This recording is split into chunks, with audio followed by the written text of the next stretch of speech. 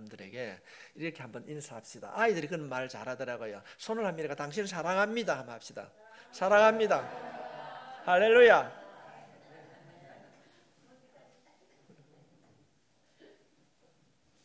우리가 삶을 살아가면서 값싸고 어떤 보잘것없는 것을 말할 때에 빗대어서 물 쓰듯이 쓴다 이런 말을 하게 됩니다. 물 쓰듯이 쓴다. 근데 요즘은 물도 비쌉니다. 물이 귀한 나라에서는 생명과도 같은 것이 물입니다. 우리가 역사를 살펴보게 되면 고대 사회에서 인간이 소유하고 있는 가장 큰 재산이 물이었습니다. 물이 부족한 국가에서는 지금도 전쟁을 치르고 있습니다. 물은 대단히 소중한 자산인 것입니다. 우리가 성경을 살펴보게 되면 우리 흔히 말하는 믿음의 조상 아브라함도 우물 파는 일을 굉장히 소중하게 여겼습니다.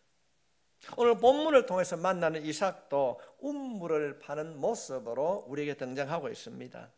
이삭은 가는 곳마다 우물을 팠습니다.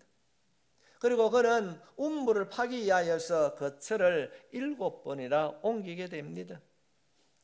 그가 우물 때문에 다투었고 그 다툼을 피하기 위하여서 이사를 다녔습니다. 우리가 성경을 통하여서 믿음의 조상이라고 부르는 아브라함과 이삭과 야곱에 대한 기록이 창세기 기록이 되어 있는데 우리가 아브라함 하면은 아브라함에 대한 우리가 기억을 합니다. 아브라함에 대한 기억을 할 수 있습니다. 그리고 야곱이라고 하면은 야곱에 대한 것도 우리가 기억을 하게 됩니다. 그런데 이삭이라고 하면은 어떤 기억을 할 수 있습니까? 아브라함은 그래요. 믿음의 조상이라고 그러고 야곱이라고 그러면 에스와 쌍둥이에 태어난 것도 기록하는데 오늘 본문에 등장하고 있는 이삭이라고 하면은 우리 기억 속에 남는 것이 별로 없습니다.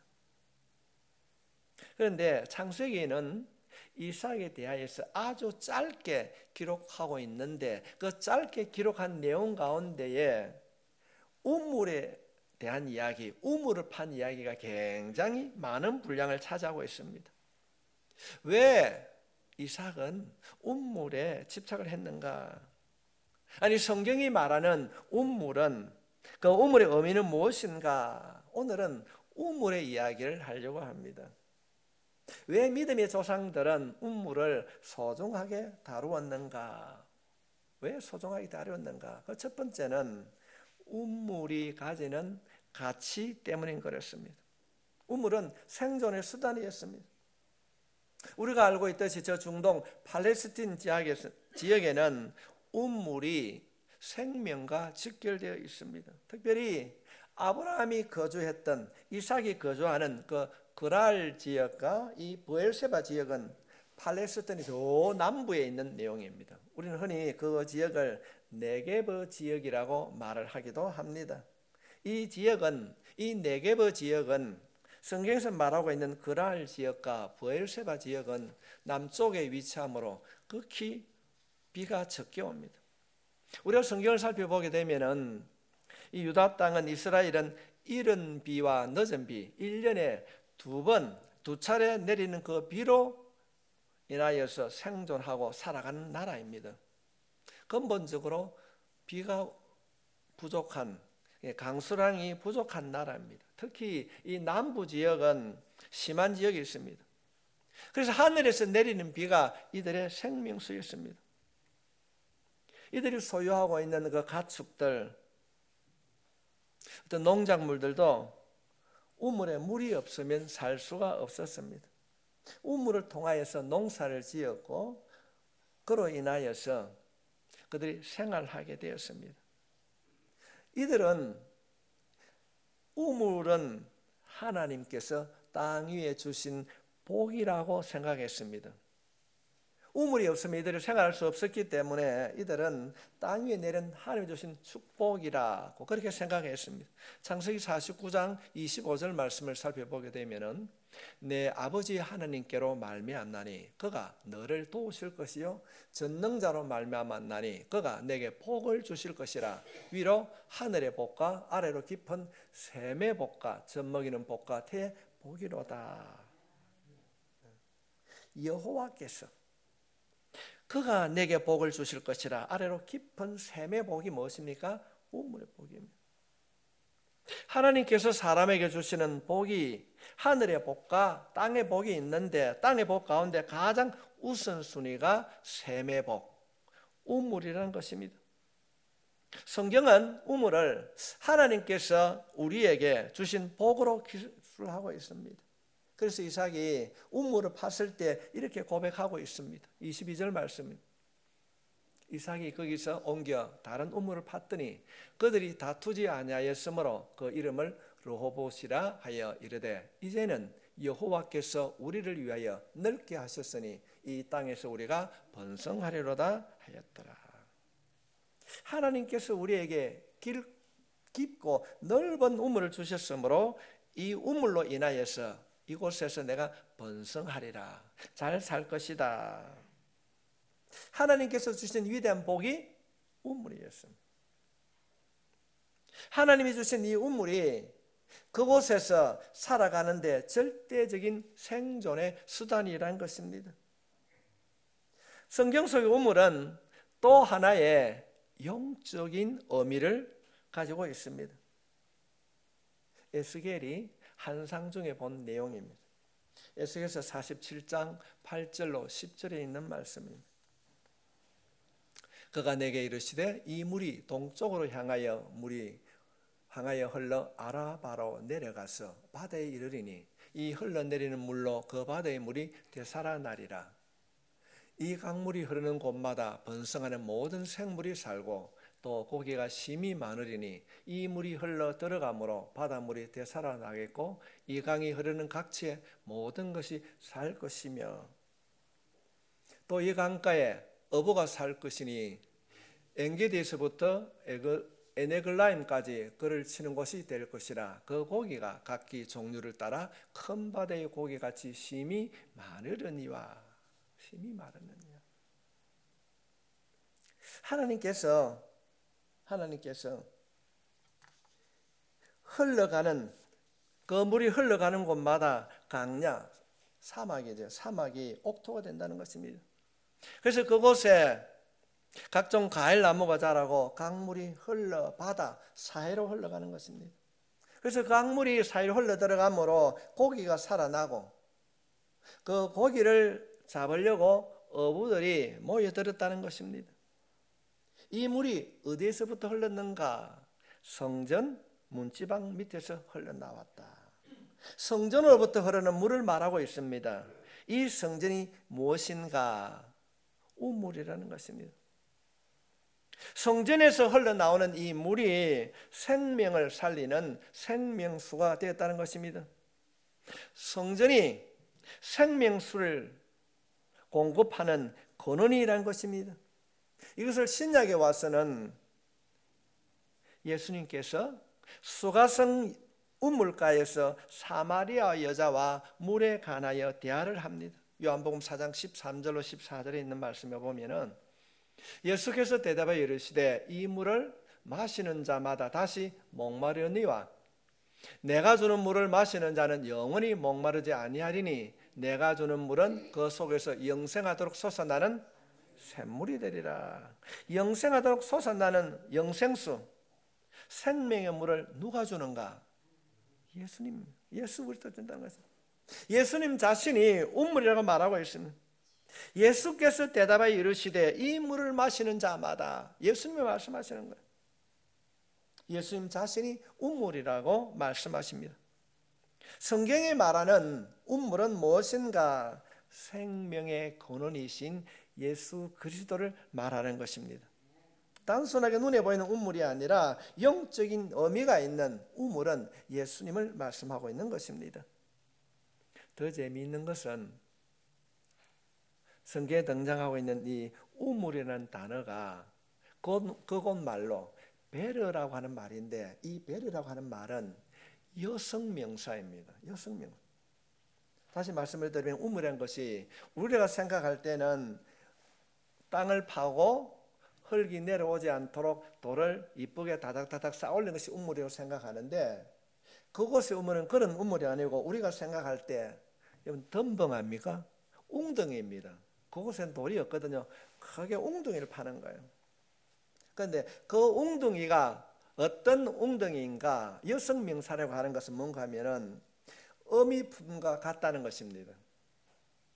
생명을 탄생시키는 어머니의 품, 어린아이를 품는 어머니의 품, 그 생명을 양육하고 키워내는 어머니의 품 같은 것이 우물이라는 것입니다. 성도 여러분, 우리의 신앙이 우물입니다. 우리의 믿음이 우물입니다. 여러분, 우물의 가치를 알고 계십니까? 우리가 믿는 예수 그리스도가 어머니가 아이를 품에 안아서 모든 것으로부터 보호해 주셨듯이 우리 주님이 우리를 보호하시고 안아주는 웅덩이, 우물인 줄 믿습니다. 우리가 행하는 신앙의 행위, 우리가 가진 믿음이라고 하는 것이 금보다 귀한 가치를 가지고 있다는 사실을 여러분 알아야 합니다. 여러분 한번 잠시 물어보면은 여러분에게 우물이 무엇입니까? 여러분의 인생에서 가장 가치 있게 여기고 있는 것이 무엇입니까? 혹시 돈입니까? 명예입니까? 내 사업입니까? 내 자녀들의 장래입니까? 그것이 우리에게 우물이 되어 있지는 않습니까? 무엇이 가장 내 생애에 가치 있는 것으로 여기며 살고 있는지 오늘 이 말씀을 통하여서 잘못되었다면 고치고 놓치고 있다면 붙잡을 수 있기를 바랍니다. 우리가 우물의 가치를 바르게 안다면 우물을 파게 될 것입니다. 우물의 가치를 모르면 우물을 파지 않는 것입니다. 우물이 없다고 한다면 우리가 복음적으로 해석하게 되면 아무런 의미가 없습니다. 유목민들에게 양과 염소, 소 이런 것들은 가축의 재산입니다. 그 많은 가축과 재산이 있다 할지라도 물이 없으면 아무런 소용이 없습니다. 아무리 텃밭을 아름답게 꾸몄다 할지라도, 아무리 튼튼하게 가축을 길렀다 할지라도 물이 없으면 소용이 없습니다. 가치를 가질 수가 없습니다. 마찬가지로 우리들에게도 신앙의 우물이 무너지거나 신앙의 우물이 없으면, 믿음이 없으면, 우리의 주인 대신 예수님이 없으면 우리의 재산도, 우리의 건강도, 우리의 물질도, 명예도, 우리가 꿈꾸는 어떤 미래도 가치가 없다는 것입니다. 우리가 우물의 가치를 모르면 우리는 우물이 아닌 다른 곳에 집중을 하게 됩니다. 그것 때문에 밤을 새우고, 그것 때문에 탈진하고, 그것 때문에 부부간에 싸움을 하고, 이 모든 것들이 우물이 없으면 결국 쓸모가 없게 된다는 것입니다. 다시 한번 우리가 가진 이 신앙이 얼마나 귀한 것인가, 우리가 믿는 예수님, 우리가 믿는 이 믿음이라고 하는 것이 얼마나 가치 있는 것인가를 깨달을 수 있기를 바랍니다. 우리가 그런 노래를 불렀습니다. 금보다 귀한 보배, 우리가 금보다 귀한 보배 예수님을 가진 줄 믿습니다. 이것이 우물을 통하여서 예수님이 얼마나 가치 있는 분인가를 우리가 깨닫게 되는 것이 이 우물을 통하여 주시는 우리가 교훈인 것입니다.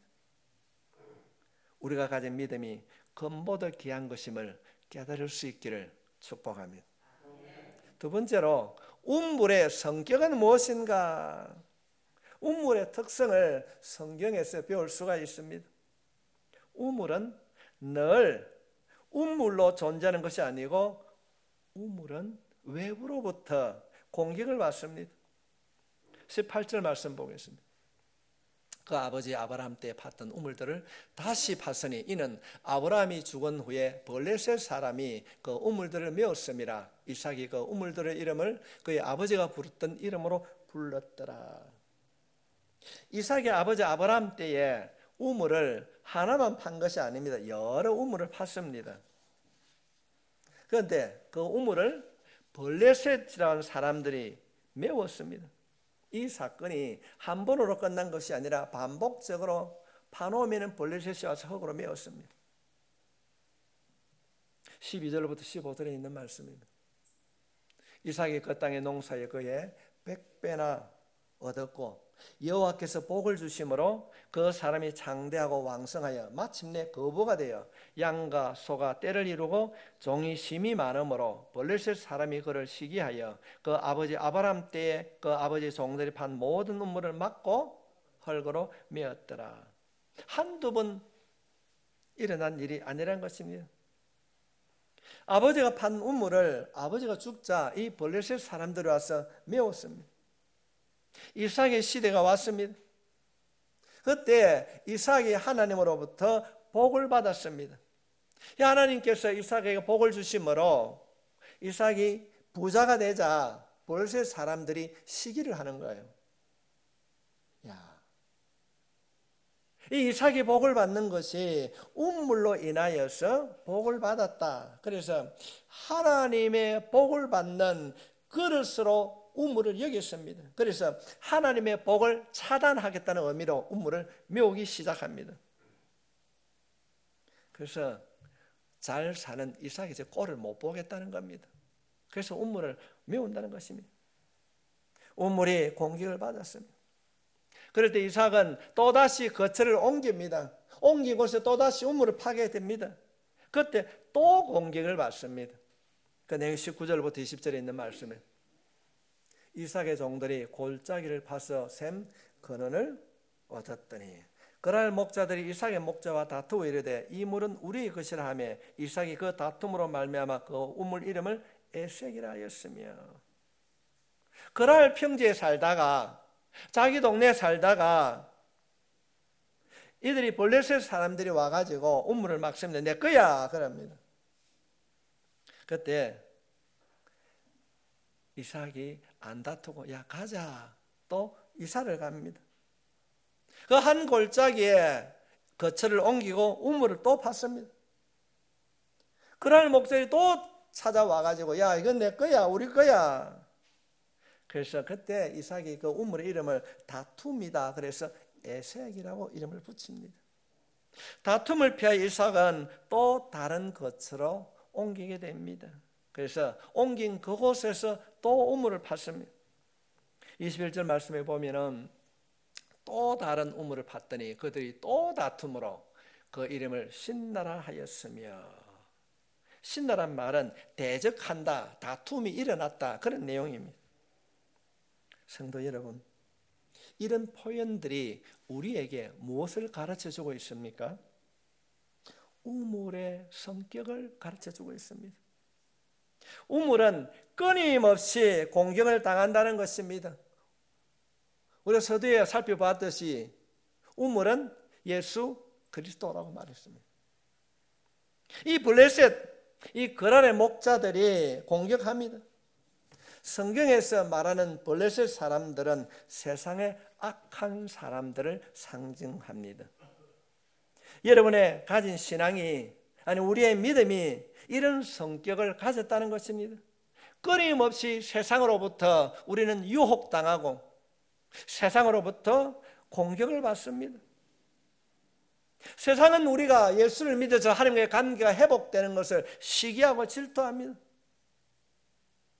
세상의 사람들이 이 세상의 악한 사람들이 우물을 막아버리려고 끊임없이 공격을 해야 됩니다. 어떤 시스템으로 어떤 제도로 동성애를 반대하고 잘못된 사학법을 반대하고 여러 가지 일들을 교회가 아니라고 말했을 때 얼마나 교회가 핍박을 당하고 있습니까? 세상 사람들이 우리의 믿음을 흔들고 공격합니다. 세상 사람들뿐만 아니라 악한 사탄과 마귀가 우리의 신앙을 공격합니다. 우리를 미혹해서 우리를 믿음의 자리에서 넘어지도록 우리에게 시기심을 부추기고 갈등을 통하여서 우리의 신앙을 흔들리게 합니다. 때로는 우리의 감정을 건드립니다. 우리의 시기심을 조장하고 갈등을 일으켜서 우리의 믿음이 파산되기를 원합니다. 성도 여러분, 여러분이 가지고 있는 그 핸드폰에 보는 그 동영상 조심해야 됩니다. 기독교 이름을 걸고 목사라는 성함을 달고도 어떻게 남을 비방하고 판단합니까? 그 해답을 오늘 본문 우리가 분명히 보여주고 있습니다. 믿음이 파산되기를 원합니다. 그들이 하나님과 단절되기를 바랍니다. 그로 인하여서 아니 믿는 우리들에게 시기하는 마음, 원망과 불평하는 마음, 남을 정죄하고 판단하는 마음을 통하여서 하나님과의 관계를 멀어지게 만들고 있습니다. 그로 인하여서 하나님께서 우리에게 주신 은혜와 복을 공급받지 못하게 하고 있습니다. 이것이 우물이 가지고 있는 성격이라는 것입니다. 우리의 신앙은 고요하게 그렇게 진행되지 않습니다. 아브라함으로부터 물려받았던 우물이 그대로 계속되고 보존되는 것이 아니라 부모로 물려받은 그 신앙의 유산이 우리들에게 그대로 보존되는 것이 아닙니다. 우리에게도 어느 날은 신앙의 간격도 있었고 때는 눈물 흘리며 두 손 들고 찬양하는 그런 체험도 있었습니다. 그때는 우리의 신앙이 던던했습니다. 왠지 주님의 십자가만 바라볼 때 가슴이 울컥하고 눈에 눈물이 우리 며칠 동안 있었습니까? 그런데 시간이 지나감으로 끊임없이 우리는 공격을 받습니다. 세상으로부터 때로는 악으로부터 공격을 받고 있지는 않습니까? 때로는 질병으로 인하여서 공격받고 있지는 않습니까? 성도 여러분, 여러 가지 조건으로 인하여서 믿는 우리들은 상처를 받고 공격을 받습니다. 이러한 공격으로 인하여서 내가 가진 신앙은 훼손되지 아니하였는지 우리 자신을 점검해 봐야 됩니다. 누가 메꾸는가? 세상의 악한 사람을 상징하고 있는 이 블레셋이 흙으로 우물을 메었습니다. 성도 여러분, 우리가 오늘 이 말씀을 통하여서 우리의 믿음도 훼손될 수 있음을 알아야 됩니다. 아버지 때 사용한 훼손된 그 우물을 다시 파고 아버지가 사용한 이름을 그대로 사용합니다. 우물이 메어져 있지만 그 이름은 우물이었습니다. 흙으로 메어진 우물, 쓸 수 없는 우물, 기능을 상실한 우물입니다. 성도 여러분, 우리가 믿는 이 믿음도 이렇게 훼손될 수 있습니다. 세례의 교인이라고 하는 이름을 가졌지만은 주일날 교회 나가면서 내가 교인이라고 말을 하지만은 생활 속에 십자가의 사랑을 실천하지 않는 명목상의 성도가 되면은 우리가 메어진 우물처럼 하나님으로부터 버림을 받을 수도 있습니다. 교회의 직분을 받았는데 성도라고 하는 이름이 있는데 그 사람 속에 영적인 우물, 믿음의 우물이 작동하지 않을 수 있습니다. 힘들고 어려울 때에 그 기도의 우물에 예수 그리스도 이름으로 물을 풀려고 하는데 한 바가지 물도 기를 수가 없다면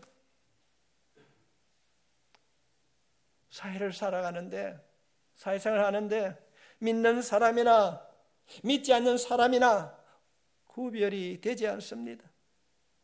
입을 열면은 믿음이라고 말을 하는데 일주일에 성경 한 번도 보지 아니하고 사순절 기간이라고 현수막이 걸려 있는데도 정말로 무릎 꿇어 기도 한 번 하지 않는다면 믿음의 우물이라고 말할 수 있겠습니까? 생활 속에서 언제나 자신의 경험이나 지식으로 판단하면서 기도를 통하여서 하나님의 뜻을 묻지 않는 이 타락하고 이 암울한 시대에 살아가는 극동성도 여러분, 오늘 이 말씀을 통하여서 내 안에 정말로 진정한 우물이 있는가를 점검하고 막혀있다면 여러분의 말씀을 통하여서 기도를 통하여서 팔 수 있기를 주님의 이름으로 축복합니다. 흙으로 메었더라. 이런 묵상하면은요, 영적인 의미가 있습니다. 이 흙이란 말은 히브리 말로 아파르라는 그런 뜻입니다. 우리가 창세기 2장 7절 말씀에 보면 하나님께서 인간을 만들 때 뭐로 만들었습니까? 흙으로. 그렇습니다. 이 아파라는 말은 티끌과 먼지라는 그런 내용입니다. 우리의 영적인 신앙의 운물에, 우리의 믿음의 운물에 세속적인 가치관이 채워져 있다면은, 인본주의가 채워져 있다면은 그 우물은 우물로서의 기능을 상실한 우물입니다. 창세기 26장 13절로부터 14절에 있는 말씀을 살펴보면은 그 사람이 장대하고 왕성하여 마침내 거보가 되어 양과 소가 떼를 이루고 종이 심이 많으므로 블레셋 사람이 그를 시기하여. 인간이 시기심과 욕심이 찾아오므로 우물이 메워졌습니다. 이삭이 부자가 되는데 블레셋 사람들이 한 건 아무것도 없습니다. 블레셋 사람이 시기해야 할 이유도 없습니다. 이것이 인간입니다. 인간은 끝없는 시기, 질투, 욕심, 고집, 교만, 불순종, 이것이 인간이 가지는 본성입니다. 우리들은 어쩌면 순종보다 불순종에 훨씬 가까이 있습니다. 이러한 것들이 내 심령에 가득 차 있으면 믿음이 무너지는 것입니다. 성도 여러분, 우리가 가진 신앙은 훼손될 수 있습니다. 게으름이 가득 차게 되면 신앙이 무너지는 것입니다. 정직하지 못한 거짓이 마음에 가득하면 신앙이 무너지는 것입니다.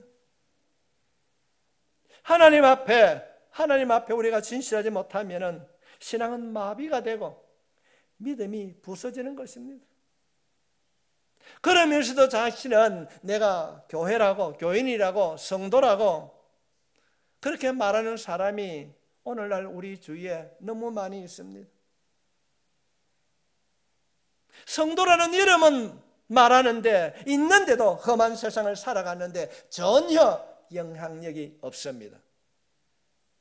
여러분의 이웃사람들은 그분에게 이렇게 축복합시다. 당신은 영향력이 있는 믿음의 사람입니다. 아멘. 한번 가만히 한번 돌아보십시오. 생각하는 것이 믿음의 생각이 아닙니다. 말하는 것이 믿음의 말이 아닙니다. 행동하고 판단하는 것이 성경 말씀이 기준이 되는 것이 아니고 전부 다 자신의 감정, 자신의 경험, 사람의 판단입니다. 그래서 우물이 훼손되고 고장이 나고 기능이 마비되는 것입니다. 여러분의 영적인 우물은 안전합니까? 믿음은 안녕하십니까? 혹시 여러분의 믿음이 세상으로부터 공격을 받고 있지는 않습니까? 코로나로 인하여서 우리의 신앙생활이, 우리의 믿음이, 우리의 예배가 공격을 받고 있지 않습니까? 코로나로 인하여서 마치 한국 교회가 코로나를 전파하는 진원지처럼 우리가 매도되어 있지 않습니까? 총리 되신 분이 주일학교 학생들을 교회 가지 말라 그러니까 한국의 교회 주일학교가 얼마나 많이 문을 닫았습니까? 성도 여러분, 지금은 우물을 팔 때인 줄 믿습니다. 우리의 교만과 우리의 아집과 헛된 욕심 때문에 우리의 신앙의 우물이 메꿔져 있지는 않는지 한번 살펴보고 우물을 파야 됩니다. 우물을 다시 파야 합니다. 지금은 우물을 팔 때입니다. 성도 여러분, 흙으로 메었다고 일하고 있습니다. 메어진 그 웅덩이를 금방 파면은 쉽게 팔 수 있습니다. 그러나 이것이 시간이 지나면 지날수록 파기가 어렵습니다. 혹시 여러분의 신앙이 이렇게 메어져 있다면 얼마나 되었습니까? 파보려고 노력해 보았습니까? 성도 여러분, 지금 우물을 팔 때입니다. 회복되게 될 줄 믿습니다. 우리의 신앙이 훼손되고 그 시간이 경과하면 강팍해집니다. 마음이 강팍해지는 것입니다. 예배에 간격이 없어요. 예배. 기도를 잃어버린 지가 오래되었습니다. 예배를 드리면서도 자신이 예물이 되기보다는 내가 가지고 있는 헌금으로 자신이 예물을 드렸다고 생각하기 쉽습니다. 습관화된 예배로 인하여서 감독자가 되었어요. 아유, 목사님 오늘 왜 저렇게 옷을 저리 입었어? 뭐 찬양을 왜 저렇게 판단자가 되어 있고 비판자가 되어 있습니다. 예배자가 되어 있지 못합니다. 이런 마음이 내 안에 있다고 한다면 사랑하는 성도 여러분, 우리의 마음을 주님의 보혈로 기경합시다. 갈아 엎읍시다. 막혀있던 눈물을 팝시다. 이것이 우물이 가지는 성격이라는 것입니다. 세 번째로, 우물의 성격이 공격을 받고 훼손된다면 그 우물은 다시 파야 합니다. 다시 파야 합니다. 흙으로 메어졌다면 다시 파야 합니다. 옛날에는 이 우물이 참 물이 많이 나왔는데 참 물맛도 좋았는데, 성도 여러분, 옛날 이야기만 하고 있으면 어리석은 행동입니다. 18절 말씀 보겠습니다. 그 아버지 아브라함 때 봤던 우물들을 다시 봤으니 이는 아브라함이 죽은 후에 블레셋 사람이 그 우물들을 메었음이라. 이삭이 그 우물들의 이름을 그의 아버지가 부른 이름으로 불렀더라. 메었던 우물들을 다시 이삭이 팠습니다.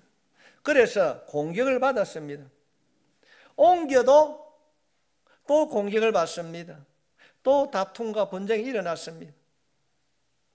이 우물을 파는 일이 단회적으로 일어난 것이 아니고 계속적으로 연속적으로 반복해서 우물을 팠습니다. 성도 여러분, 우리가 구원을 받는다고 하는 것은 단회적인 사건입니다. 영접하는 자, 곧 그 이름을 믿는 자들에게는 하나님의 자녀가 되는 권세가 우리에게 주어졌습니다. 그러나 우리의 신앙생활은 반복적이 되는 것입니다. 신앙의 우물을 계속해서 파야 됩니다. 기도의 우물을 계속해서 파야 됩니다. 예배의 우물을 계속해서 팔 수 있기를 바랍니다. 우리 자신이 거룩한 삶, 주님의 삶을 닮아가는 성화의 우물을 우리는 계속적으로 팔 수 있기를 바랍니다. 25절 말씀에 이삭이 그곳에 제단을 쌓고 여호와 이름을 부르며 거기 장막을 쳤더니 이삭의 종들이 거기서도 우물을 팠더라. 이삭은 거처를 옮길 때마다 우물을 파고 제단을 쌓고 하나님을 예배하고 장막을 치고 우물을 팠습니다. 성도 여러분, 신앙의 우물을 파는 것은 예수 믿는 사람의 삶인 것입니다. 그리스도인의 삶인 것입니다. 신앙이란 무엇인가? 오늘 본문에 있는 말씀을 통해 살펴보았을 때에 신앙은 무엇인가? 영적인 우물을 파는 것입니다. 영적인 우물을 파는 것.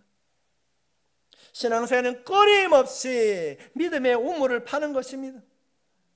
우물의 가치를 아는 사람은 교회 중심을 살아갑니다. 어떻게 하면 내가 신앙의 우물을, 어떻게 하면 내가 예배의 우물을 깊게 팔 수 있는가? 그럴 때 교회 중심의 생활을 하게 되는 것입니다.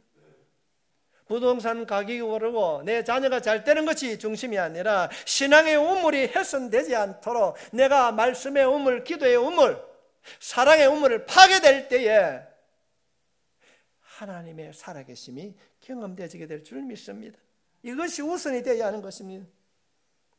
신앙이 우선이 되지 않는 인간의 계획, 사람이 열심, 노력, 대단히 영적으로 어리석은 행동인 것입니다. 장소, 환경 불문하고 이삭은 끊임없이 우물을 팠습니다.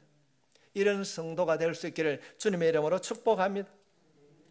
사랑하는 성도 여러분, 주일날 1시간으로 머물지 마시고 수요일에도 금요일에도 새벽에도 기도의 우물, 예배의 우물을 팔 수 있기를 바랍니다. 말로는 다 하는 것 같지만은 예배를 우습게 여기고 시간을 들이지 못하고 있지는 않습니까?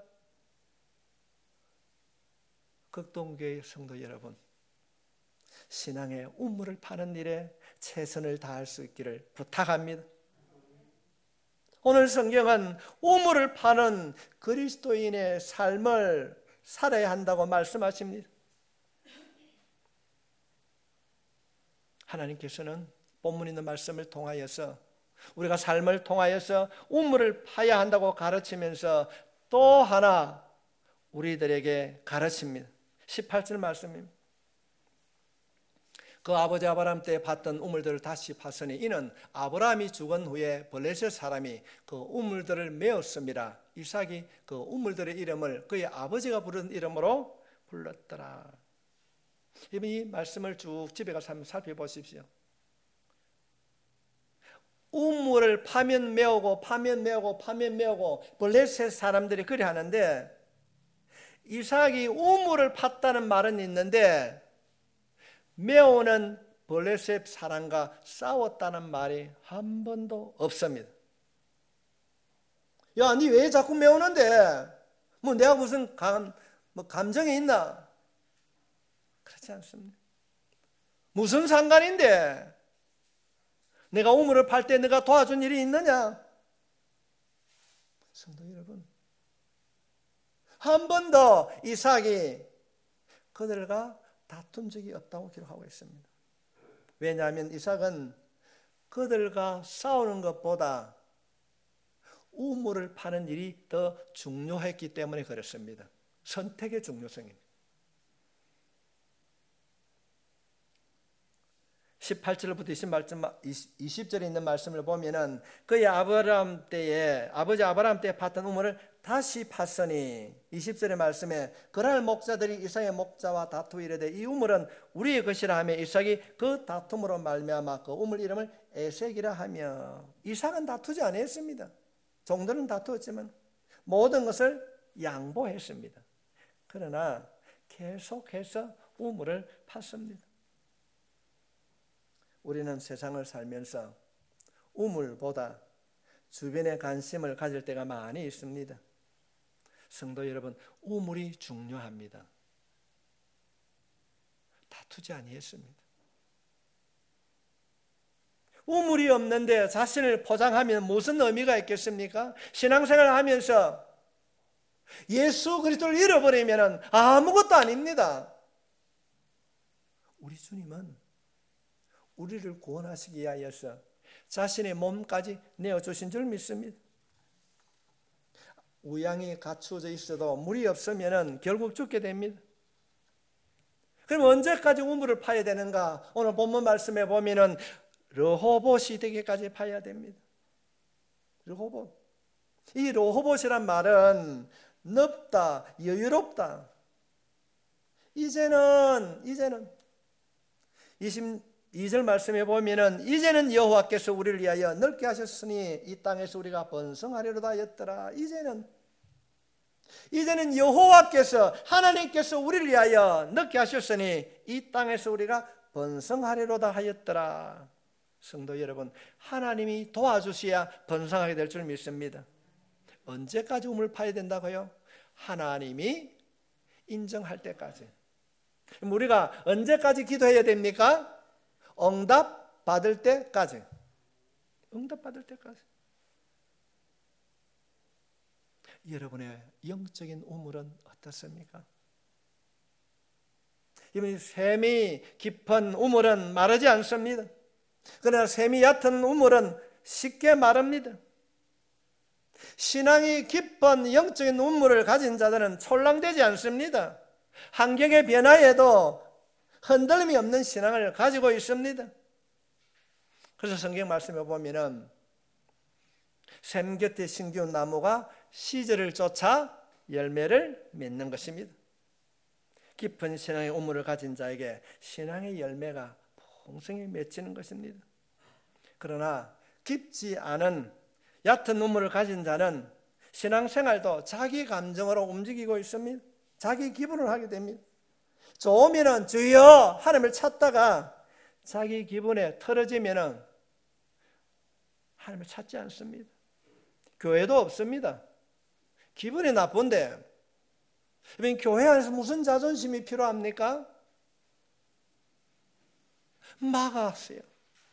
또 다른 곳에 또 막았어요. 또 다른 곳에 막았어요. 그러나 이삭은 끝까지 인내하며 하나님만을 바라보고 다투지 않냐고 우물을 팠습니다. 오늘 우리 가운데 세 종류의 사람을 볼 수가 있습니다. 첫 번째는 우물을 파는 사람입니다. 우물을 파는 사람은 자기 우물이 있습니다. 그래서 그 우물에 늘 하나님으로부터 공급을 받습니다. 그런가 하면은 우물을 메우는 사람이 있습니다. 남이 파놓은 우물을 메우는 사람이 있습니다. 그런 사람들을 바라보게 되면 공통적인 것이 신앙생활을 하는데 예수 이름을 부르는데도 그 마음이 없어요. 마음 안에는 기쁨이 없습니다. 원망하는 거예요. 상대방이 설령 실수를 한다 할지라도 내가 기도하지 않냐고 뭔가 이유가 있겠지, 이런 마음을 가지는 것이 아니라 니 왜 그러는데 판단합니다. 정죄합니다. 부정적인 사고를 가지고 살아갑니다. 그들이 가진 눈물의 두레박을, 믿음의 두레박을 내리면은 퍼올릴 물이 하나도 없어요. 말이 유순하지 못합니다. 그런가 하면은 늘 다른 사람의 우물을 사용하는 사람이 있습니다. 이런 사람은 우물을 파지 않고 수고하지 않고 남이 하는데 얹혀 가려고 합니다. 자기 우물이 없습니다. 이번 스스로에게 한번 질문해 봅시다. 나는 우물을 파는 자인가? 나는 우물의 가치를 알고 있는가? 머리로만 알고 있는 것이 아니라 생활 속에서 신앙의 가치, 믿음의 가치, 내가 얼마나 영적인 우물을 파고 있는가? 이번 한 주간을 살아가면서 예수 없이도 충분히 내가 살아갈 수 있다고 살아왔다면 우물의 가치를 모르는 사람입니다. 내가 한 주간 생각하고 생활해 오면서 기도의 우물을 파지 않고 말씀의 우물을 파지 않았다면 우물을 모르고 살아가는 것입니다. 내 생각이 가장 귀하고 내 경험이 가장 귀하다고 생각한다면 우물의 가치를 모르는 것입니다. 한번 스스로 물어보십시오. 제가 광고 시간에 말씀을 드리겠지만은 뒤에 보면 여러분 우리가 중보기도 카드가 있습니다. 자신이 삶 속에 기도가 필요하다면은, 하나님의 도우심이 필요하다면은 적을 수밖에 없습니다. 두 번째로 나의 우물은 안전한가? 블레셋 사람들이 공격해 오듯이 내가 공격을 받는다고 한다면은 내 우물은 펴대지 않고 흙으로 메어져 있지 않는가? 내가 가지고 있는 그 우물에 물을 한 바가지 풀 수 없다고 한다면은 어떻게 해야 되는가? 여러분의 우물은 안녕하십니까? 마지막으로 한번 질문해 보십시오. 혹시 내 우물에 정말로 물이 있는가? 물이 있는가? 내가 교회를 다니며 신앙의 행위는 있는데 진정한 의미의 우물에 물이 있는가? 내가 기도하고 내가 말씀을 따른다고 말하는 내 기도의 우물, 말씀의 우물이 있는가? 내가 주님을 닮아가고 있다는 성화의 우물이 있는가? 아니면은 형식적인 종교 행위에 익숙한 알맹이가 없는, 가슴이 없는 신앙생활을 하고 있는 신앙인은 아닌가? 점검해 보셔야 합니다. 직분이 중요한 것이 아닙니다.